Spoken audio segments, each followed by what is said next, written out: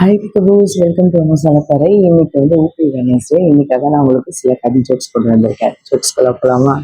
First joke, சாக்லேட்டுக்கும் குச்சி மிட்டாய்க்கும் race நடக்குது. இதுல யார் ஜெயிப்பா நீங்க நினைக்கிறீங்க? ஆன்சர் சொல்லுங்க பார்ப்போம். இல்ல புரியல. சாக்லேட் தாங்க.